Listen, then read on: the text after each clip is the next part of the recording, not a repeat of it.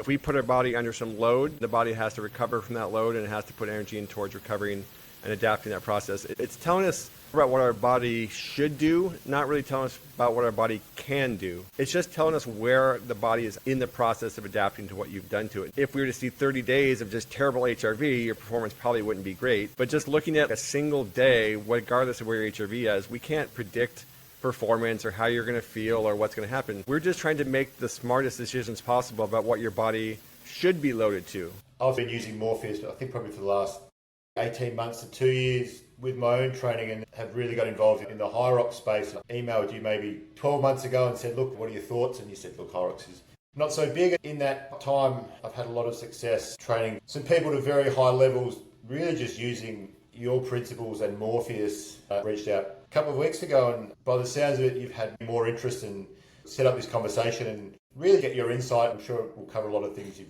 spoken about in the podcast, but just to give some content to my audience, which is growing in the Hyrox space. From a high level, obviously with your expertise, how you look at the sport and touch on those things. Sure, I mean, that's definitely a long story. I'll try to condense as much as possible. I've been doing it like 20 years, but I started out in the American football side of things mostly.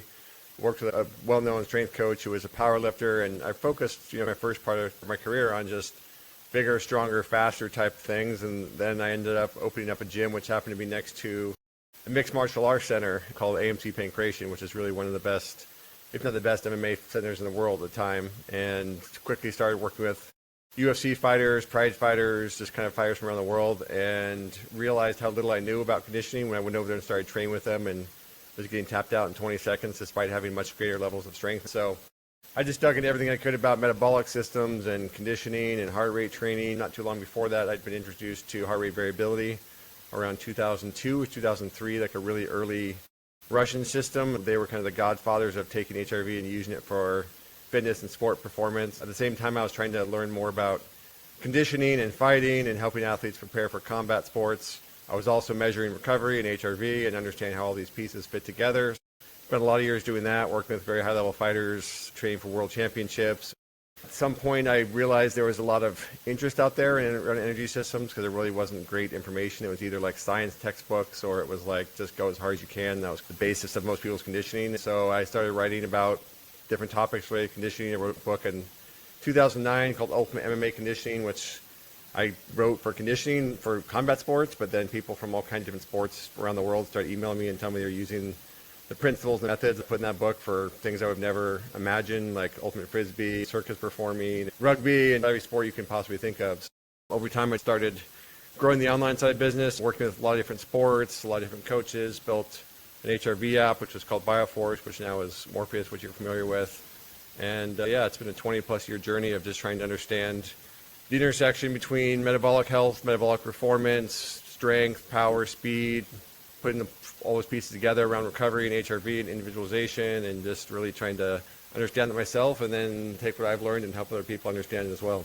That's great. I think, I come back to that because I think probably Hyrox is still in its infancy and people are just starting to figure out how to train. So I think what you said, understanding the relationship between metabolic fitness and strength is probably the most misunderstood. For listeners, what is HRV and what is recovery? In the podcast, I think the analogy you use with dials and the autonomic nervous system is a great one. High level. I think the most interesting thing to understand is that our body is incredibly adaptable to the world around us. And that's really the only reason that we are here as surviving species, because as we evolved over millions of years, our bodies are able to adapt to the world around us and keep us alive. But basically, the way that our body does that primarily is through what's called the autonomic nervous system.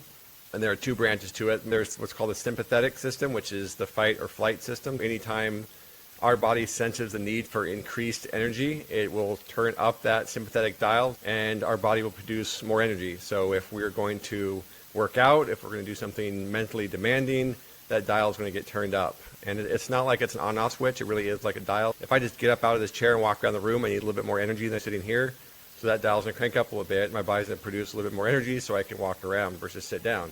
Now, the other side of that is what's called the parasympathetic system, which we can call the rest or digest, recovery, however you want to think about it. But it's really doing the opposite of that. It's conserving energy. It's putting energy more into anabolic or building processes rather than breaking things down, energy storage, digestion, all those sorts of things. Those two systems are working together constantly to make sure that our body has the right energy it needs to do any given task. If I get up out of this chair and I go for a run, my sympathetic system has to turn up so I have more energy for that run. But after I'm done, I need that dial to turn back down. I need my parasympathetic dial to turn back up so I can restore glycogen and I can increase digestion to start that recovery process. And this is always happening behind the scenes. These dials are always at play and always doing its job of keeping you alive. But the secondary part of that is what I would call the stress recovery cycle. And that means after I do something stressful, whether it's physical, mental, or a combination, my body has to restore itself to normal. That's called homeostasis, meaning your body's different metrics like blood pressure, oxygen saturation, temperature, pH, all of these things have to exist within certain ranges, because if they don't, then you can't produce the energy you need and you would die very quickly. So if my body temperature went up to 105 degrees Fahrenheit and stayed there very long, I'd be dead pretty quickly after a little while. If I don't breathe and don't get oxygen, I'm not going to last more than a few minutes. Our body's always maintaining this stable internal environment that's stable but still changing within ranges. And after we do a workout, after we do something stressful, our body has to first return to normal. I call that the first stage of recovery. It's the body bringing its normal homeostatic things back to where they started before this period of stress. Then our body's going to drive energy into adapting to that period of stress. If I do a heavy lifting workout, for example, my body has to return the environment back to normal, and then it has to signal this cascade of things that will cause our muscle fibers to get stronger. It'll cause our nervous system to operate better, or if we do a run, it'll cause the body to increase its number of mitochondria, or it'll change the way the mitochondria work, and that's recovery. It's going through this process of recovery and adaptation. And after that process is done, we end up slightly better than we were before we did the stress, before we worked out. And that's just a cycle that's constantly happening over time, and it's constantly happening as a result of that autonomic nervous system. So all that said, when we talk about HRV, what we're doing is measuring the resting tone or the resting baseline level of that parasympathetic branch of the nervous system, the branch that drives energy into recovery. If you want to simplify things from what people might be familiar with, the sympathetic system is catabolic, meaning it's breaking energy down so we can use it, and the parasympathetic system is driving more the anabolic, where it's storing things back and building things up to where we can make gains from our progress and fitness. And that's where this balance has to happen. We have to push our bodies so that we cause our bodies to have to adapt, and we have to give it the energy, the time, the resources it needs to go through that process of recovery and adaptation so that we can see the results of our efforts.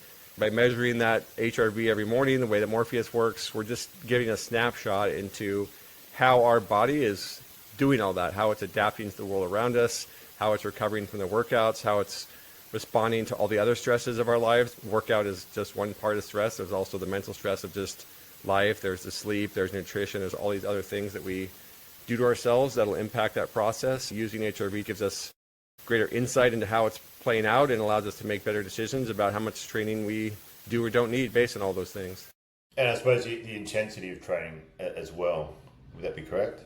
Yeah, absolutely. So you talked about the Morpheus system. Do you want to talk about just the various ways that HRV can be measured and, a chest strap versus an optical strap? Obviously, we've talked about, I've spoken about a chest strap being the gold standard. Do you want to quickly explain why it's Sure. the gold standard, and then perhaps other ways it's measured, if there's any validity in those data, and how it can best be used to dictate the type and the intensity of training?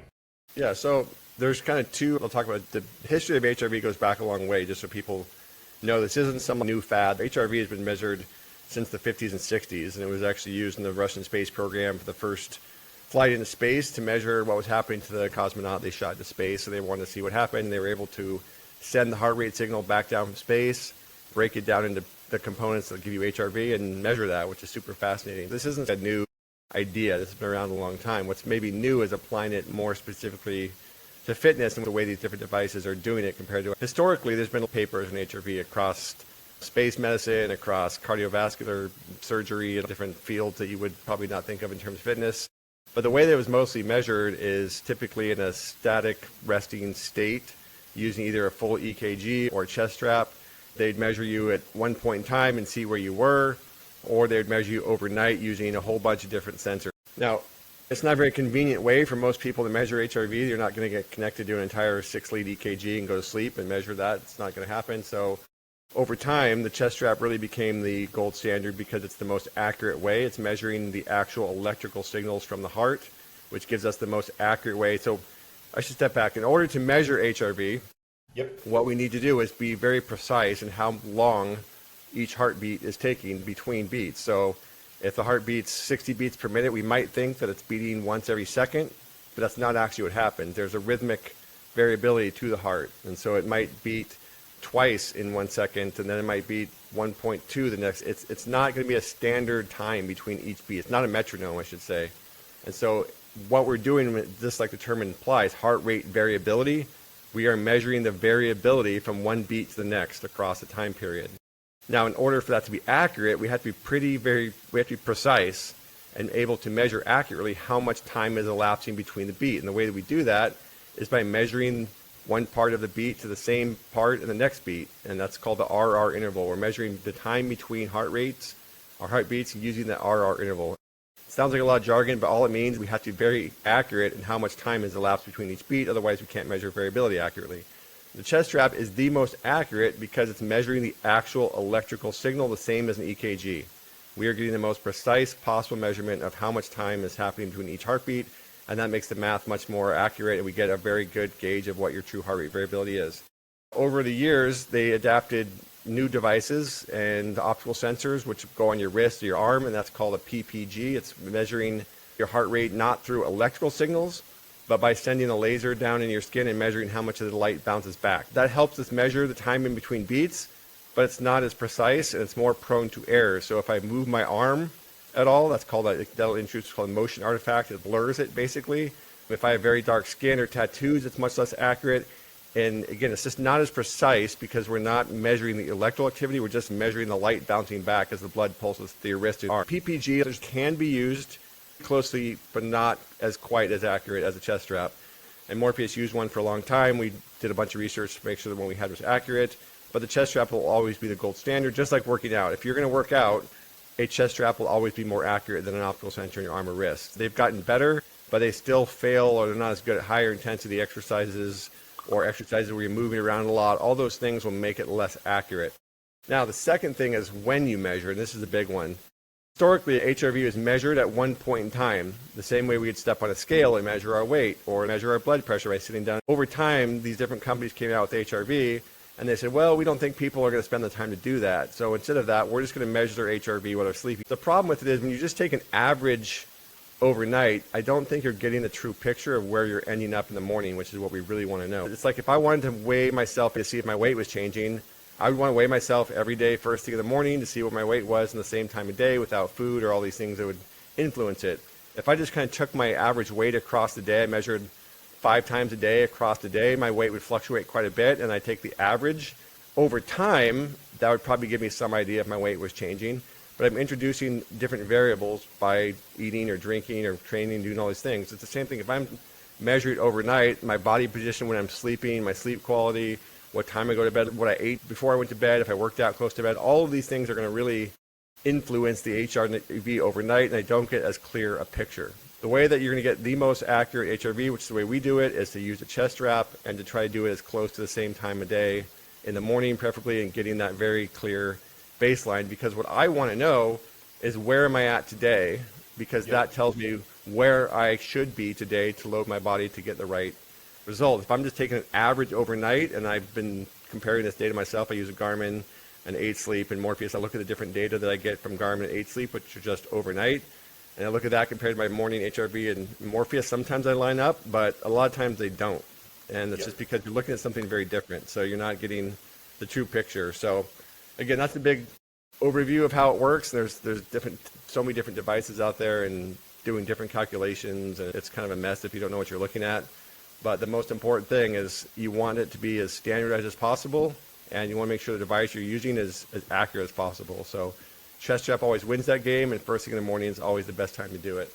How much variation can I might have asked this like in the email, that say I've got clients that are pretty methodical with their training and they get up at say 4 o'clock every morning, Monday to Friday, but then the weekend they're able to sleep until 6 or 7.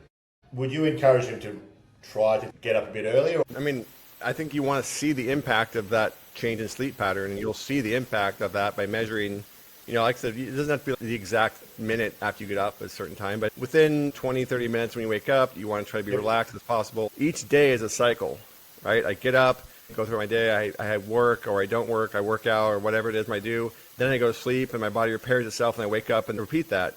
What I want to see is what happened at the end of that entire process. How much did I load my body throughout the day, and then how well did my body recover overnight? Because most of the recovery happens when you're sleeping. That's when you're most anabolic, and the most parasympathetic, and most driving towards recovery. So I want to see where I ended up at the end of that process, because that tells me what I'm then ready for on that next particular day.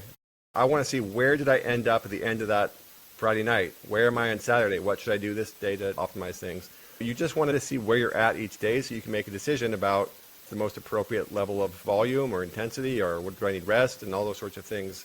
Where do we need to go? Measure consistently after you wake up, see where your body's at, and then evaluate accordingly. Perfect. I guess a question, I'm sure you've had this plenty in your career when people start using Morpheus, they might start for a week and recovery's great, they're training great, and then all of a sudden they get their first poor recovery score, and then the sort of cope that people go through. Talk about that a bit. I think athletes always early on they want to train hard and get as much out of their training. And I'll hear all the time, oh, but I feel fine. Maybe explain that, is feeling fine a good indicator of where your physiology's at and how you sort of deal with that in terms of coach? Early on when I work with athletes, I get that all the time. But I feel great. We've got thresholds planned today. Can I just do them anyway?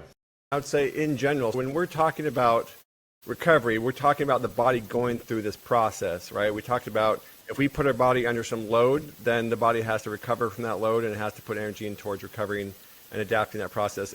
It's telling us more about what our body should do, not really telling us about what our body can do. It's not a prediction of how much load you can do that given day. It's not a prediction of whether or not you're going to go out and perform, have the game of your life, the competition of your life, or you're going to go fail. It's just telling us where the body is at in the process of adapting to what you've done to it. If we were to see 30 days of just terrible HRV, your performance probably wouldn't be great. But just looking at a single day, regardless of where your HRV is, we can't predict performance or how you're going to feel or what's going to happen. We're just trying to make the smartest decisions possible about what your body should be loaded to prevent that accumulation of fatigue over time. The first thing I want to understand is, one, we're not predicting where you're going to go out and perform. If athletes are nervous about measuring HRV because they're afraid that if they see a bad result, they're not going to perform well, that's psychological. It's never going to predict your performance. It's more about making smarter decisions so that over time you get better. If I make the right decision every day, I'm going to get better. If I make the wrong decision more often than not, I'm probably not going to get better, and maybe I'll get worse. That's load management. The second thing I would say is you don't want to have a high recovery score every single day. If you have a high recovery score every single day, it means you're not loading your body enough for it to actually have to improve and adapt. Typically with Morpheus, we tell people you want your average recovery score across a week to be somewhere around 80%. If you were up at 90 to 100% across a week, you probably didn't load yourself as much as you could. If you're down in the 70% average and it was bouncing around, you probably are overdoing it, whether it's the training or the lifestyle stress or a combination of both. So you want to, the whole game of training is how much load do I put myself under? And I'm not talking about just one day, I'm talking about repetitively across the week. If you can keep that average recovery score somewhere around 80, 82%, that tends to be the sweet spot where you're pushing yourself hard enough, but still giving your body the chance to recover. That's where you end up with long-term progress. What we're looking for is this weekly picture, and this is where we're in the midst of redesigning Morpheus in a lot of ways, and this is what I want to help people understand. It's this cycle of today into a weekly cycle, into just repetitive cycles of weeks into a month. We look at a 4-week cycle. If we do the right things every day, across the week, we're going to see the numbers heading the right direction. If we repeat that weekly cycle enough times, we will see our fitness go up. We're not improving our fitness on a daily basis. We're improving it over weeks and months. So we want to look at this daily snapshot. Where am I at today to help me make the decision of how much load I need and how much intensity I need? If I get that right, then across a week, I'll start to see the numbers trending in the right direction. And if I repeat that process over weeks into months, I'll see my fitness improve. If I don't do those things, then either my fitness doesn't improve or it goes the wrong directions. But you really just want to look at breaking down the training cycle into today, a week, and the last 4 weeks or 30 days. That will help you make a much better decision and have more educated information when you are making these decisions. That's what I've tried to build into my method and process. We've got hard days and easy days, usually 2 to 3, depending on the athlete.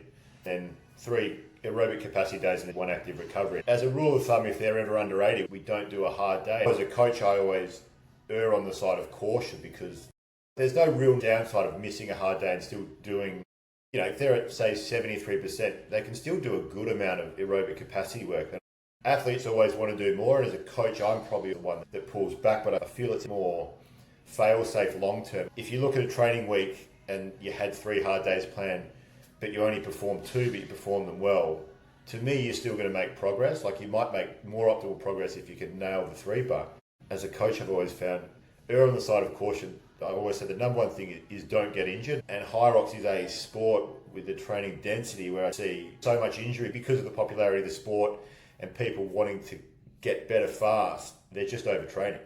I think that's a common thing across a lot of sports and all the athletes, where the tendency is to want to just do quantity rather than quality and try and get as much in as they can. It was 100% that way in combat sports when I first started, and it's still that way in most combat sports. And you see it shortens people's careers. The worst way to make progress is to get injured. If you get injured and take days, weeks, months off, or it impacts your training, that is the worst possible scenario, because now you can't train at the level you should, and you're stuck spending time rehabbing, and you're completely taken off your goals. I'm with you 100%. If someone's going to err on the side of caution, it's much better to err on doing a little bit too less than doing a little bit too much. Because if you do a little bit too much over and over again, that is how you get injured. That is how you end up on the sidetrack or on the sidelines. And, I think to your point, I'd rather have 2 really good, high quality, high volume, high loading days that I got a lot out of than try to force 3 in there when maybe that wasn't what my body needed. It's not about what your body can do. Your body could absolutely, you could kill yourself 4 days a week, 5 days a week. The question is, how long could it do that before it paid the price? It's not about what I'm capable of. It's what my body is going to benefit the most from. And again, that's where you have to have this mind shift. It's not about trying to do as much as I need. And those are different things. Well, it's probably a perfect segue to talking about Hyrox. I think one of the best bits of content I've seen is the video with Luke. I'm not sure how to pronounce his last name, but it was probably 2 or 3 years ago. I don't know if you even remember doing it. But I remember doing that, by the way. It is a tricky name. It's Slovenian, but it's I think it was probably 12 to 15 minutes when I was first getting into Hyrox, and I'd obviously been aware of you, and hit the nail on the head of what Hyrox was as a sport or an event. If you just want to give your interpretation of what the race is, and then talk about the demands in terms of energy systems, we can go into how much strength, muscular endurance. From a high level, what do you see as a sport? What is it? Yeah, it's interesting. It's kind of reminds me of combat sports in some sense, in that you need multiple qualities at a reasonably high level. I want to preface this for your audience by saying I haven't coached a bunch of high-level Hyrox athletes like you have, but you have far more practical experience than I do. I think that probably helps, because I think looking at it from not coaching people, not having any bias about the sport, has more insight. Real quick, when I first started working with different athletes, different sports, combat sports was a good example, and I worked with Ultimate Frisbee. When you don't have an idea of the sport, what I tried to do is look at what are the athletes that are really successful in the sport doing well? What are they good at? And so you look at the physical markers, VO2 max, lactate threshold, resting heart rate, HRV, markers of strength. You look at all these different things and you try to separate out what do successful athletes do really well that the less successful athletes don't do as well. To understand the physical qualities that define success in that sport. It's interesting because Hyrox is lifting and training, cardio and fitness itself is the actual sport. So it's not quite the same as a combat athlete. It's more vague because you can't necessarily tell when they're in the ring. But I would say as a broad stroke, there's obviously a pretty big aerobic demand. What percentage of the sport is just running, the stations in between? Do you have an idea of how much, total around time? About, even though, a very good time, the functional fitness stations will take 22 to 24 minutes, and a very good run, it's 8.7 Ks of running. A very good run time will be 30 minutes, so it's over 50%. Yeah, so that's the most obvious thing, right? You have to have good running capacity. That means you're probably going to have a reasonably decent VO2 max, a reasonably decent low resting heart rate. I would guess, and I haven't seen this, you could maybe tell me what you're seeing, but I would guess most of the athletes that are successful would have resting heart rates, low 50s, upper 40s, probably. You've seen something like that? Most of my athletes would have, in the 40s and HRVs, 80s. High 80s to 90s, couple in 100.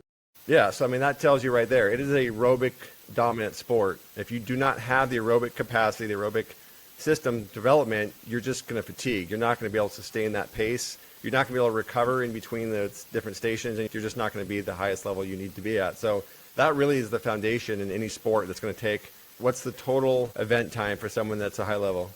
The world record at the moment is just a few seconds over 53 minutes. Yeah, so anything that's over 60 seconds is a hugely aerobic sport, let alone 50 plus minutes. So that's the foundational piece. And then for me, looking at the rest of the individual stations, their strength endurance for the most part, right? Their local muscular endurance, which is built off the aerobic foundation to some extent, but it's also just a lot of strength and aerobic endurance in the muscles that are being worked. And then obviously it comes down to just movement skill and being able to do a movement as efficiently as possible, be able to control your energy across that entire event, and having good pacing and awareness of all that sort of stuff. But to me, it really does looks like a very good VO2 max aerobic type demand with strength endurance layered in between. And so you would look at where the athletes struggle. Once you have the aerobic foundation, which is the starting point, that's where are the strength endurance pieces that they're lacking. Is it lower body strength endurance? Is it upper body strength endurance? Is it maybe their movement patterns are very inefficient, so they're wasting too much energy, either running or in the actual skill stations, and tweaking those things? I would attack it from just that general stroke of make sure you build their VO2 max and their aerobic fitness up to where it needs to be. You know, I'm guessing, I don't know if you've measured VO2 maxes, I'm guessing they're in the 50s, maybe 60s in some of those athletes, maybe higher in some, I don't know. I haven't felt that maybe the need to test, but probably focus more on increasing the anaerobic threshold with their running. But yeah, I guess the VO2 side's interesting. And to be fair, in the last few training blocks, I have added some more VO2 work, predominantly on the bike, just because I do try to manage the impact volume. There's so much training density. The biggest thing will correlate is how fast they can run those runs with the lowest heart rate possible. That's really what it kind of comes down to. It's all just energy conservation. It's how much can they output at the lowest energy cost possible, because that's how you sustain that across 50 minutes. I'd be looking at what's their heart rate as they're running, each station in between. The lower you can drive that, the better they're going to be able to sustain that. And then I'd look at like their 60-second heart rate recovery in between runs, because that'll show you the same thing. The faster they can recover that heart rate in between rounds of running, the longer they can sustain it. The test of endurance of both local muscular endurance and running endurance, which is all lower body endurance for the most part. I wouldn't be too worried about measuring actual VO2 max. I'd be looking, you know, what is their heart rate during those runs? How does that heart rate increase? How many times do they have to do the runs? Is it 10? 8. 8. Okay, so I'd be looking at their heart rate across the first run versus the 8th run. If you see them slowing down by some percentage, you know their performance is going to take a big hit. If they can maintain that pace more consistently, and then I would just look at the local muscular demands of each station and see where they're doing the worst or where they have the most struggles, and work specifically around muscular endurance. When I say muscular endurance, I'm talking strength endurance, that sort of stuff. Do you want to touch on that? Because I think that's one of the things you do see a lot, people saying, you know, you've got to be really strong for Hyrox, and I think people conflate maximal strength with strength endurance. So do you want to elaborate on what you mean by strength endurance? Sure. When we say strength endurance, we're really talking about maintaining a higher level of strength. There's a range of what we could be talking about. And the best example, let me simplify things. If I said I want to maximize the number of push-ups I could do, that's a measure of strength endurance, right? Let's say I could do 50 or 60 or 70 push-ups. Now, someone might say, the best way to increase your push-ups is to increase your max bench press. Maybe yes, maybe no. It depends on where my strength is at to begin with. A 400-pound bench presser and a 600-pound bench presser. Could I tell which one of those people can do more push-ups? No. Why not? Because maximum strength at 400 or 600 pounds is so far away from the strength from one push-up. There's not very high correlation between max strength and muscular endurance. Now, if I said, who can bench press the most weight 3 times or 5 times, clearly the bench presser that has a much higher max will win that game. But the further I go away from max, the less the max correlates to endurance. So if I'm doing 80 or 100 push-ups, my max strength has very little to do with it. If I was doing 10 reps, then my max strength would have a pretty clear correlation. So if you're talking about max strength for strength endurance, it really only factors in if you're putting out force close to the max strength. If your force on the activity is way below max strength does not have a huge correlation. It doesn't mean it's not important at all. It just means it's not the defining variable. So if you look at the stations and you say, okay, well, their lower body's not strong enough, and you increase their max squat by 30 pounds, is that really going to increase lunges for a long distance? Probably not. Unless their strength is really bad, then yes. But if it's way, way lower than necessary, then it probably won't make a difference. So I think again, you have to understand what's the time frame. A max effort is a max effort. It's going to be a second or less, right? Maybe 2 seconds if you're really slow in a squat or something. Now you're taking a walking lunge or some other activity that's going on for a minute or 2 minutes or 3 minutes. That's not even close to the same level of force output. So then what would be the best? So I guess the stations where we talk about strength stations, again, I don't agree with the term, but people will say the strength station, the sled push, the sled pull, the lunges, and then I suppose the wall balls. Give you some training tips on the best way to train strength endurance, because I guess they're all lower body strength endurance, so there's probably a few things you could be doing across the board that will improve.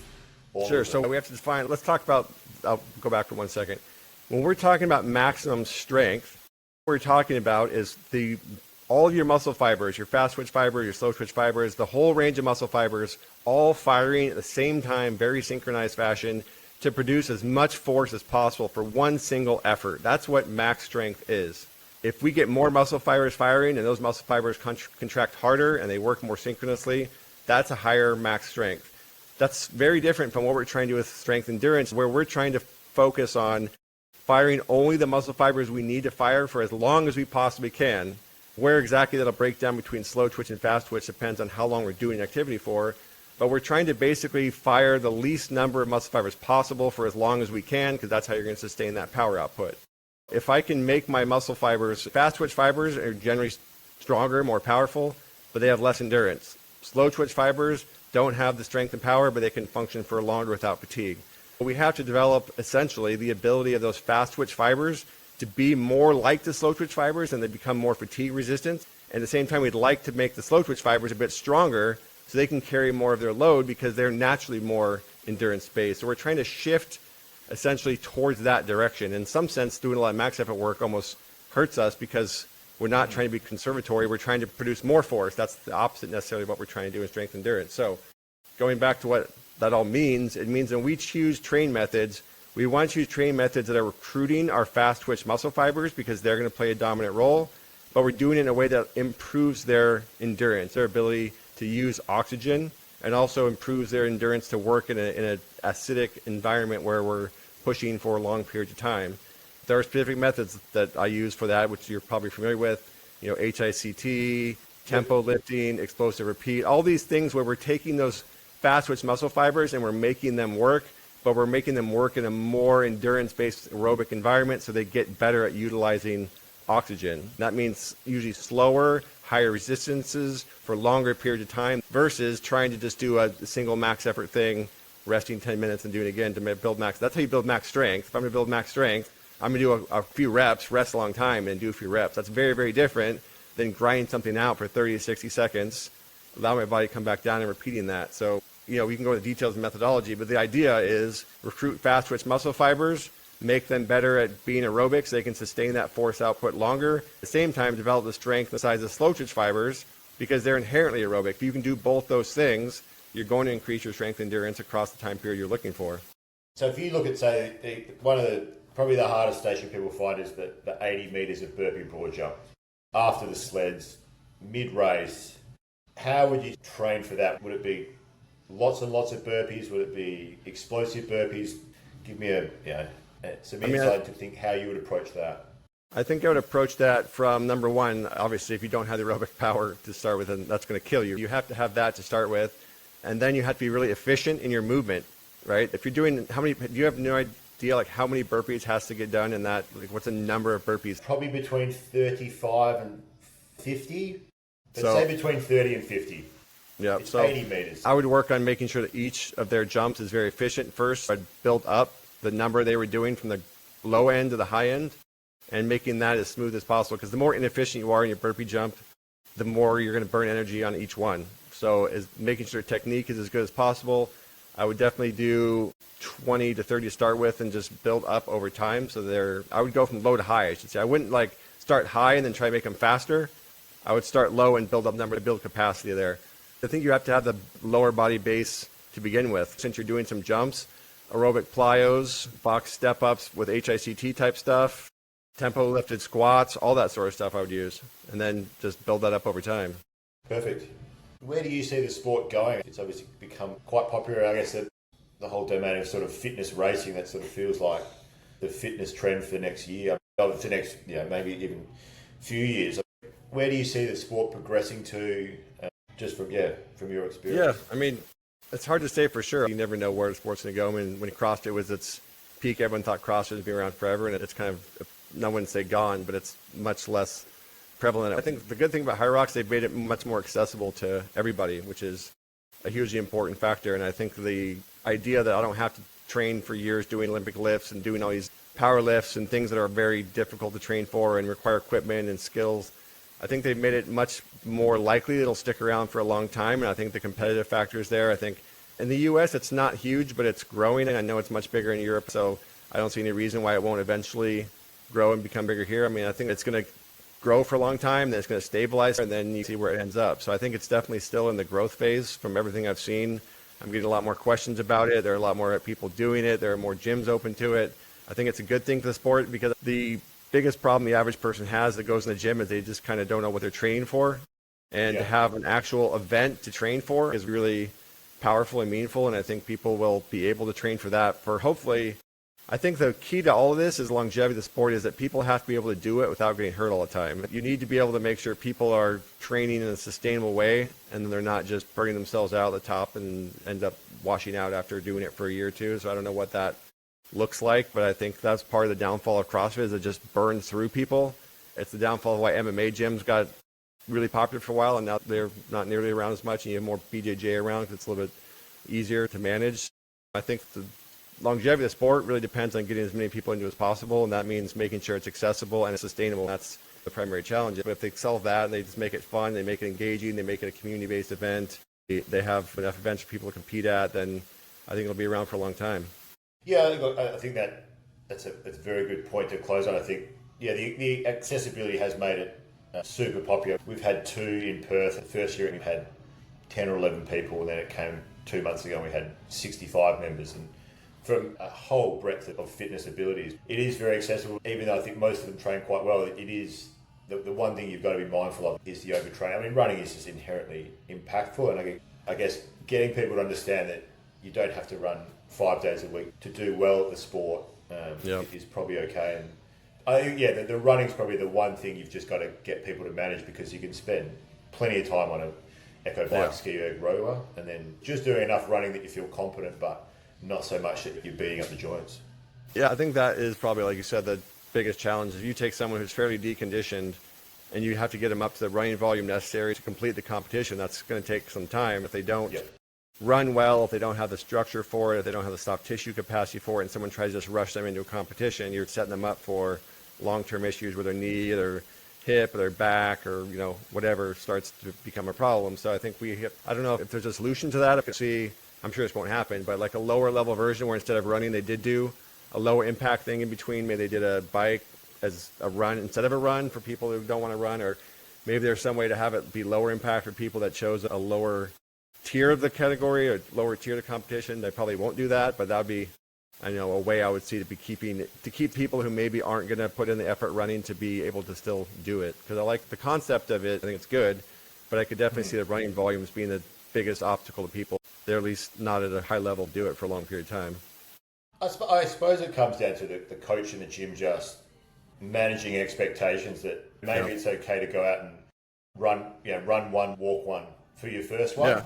For someone that's deconditioned, trying to get them to run 8Ks, you run the risk of injury. Like you said, I say to people, Hyrox should be something you can do each year. It's just good to train for an event, because most people, are training for Hyrox in a sense. They come in, they do a bit of strength and a bit of metabolic conditioning. So it's a great event that people can do, but tempering expectations that maybe go out and running a fast time in your first year isn't going to happen. But if you set a long-term goal that, look, you want to be fit in 10 years' time, so the first one, maybe it's okay to get it done, right? You just want the first one, you just want to get done. I think that's really important for people in general to realize, is that fitness is the most effective if it's done across your lifetime, not if you do it for a few months and you burn out and you quit. What you're doing today is just a small part of your long fitness journey, and not worrying so much about what am I doing 4 weeks from now, rather than thinking about what can I do 4 years from now.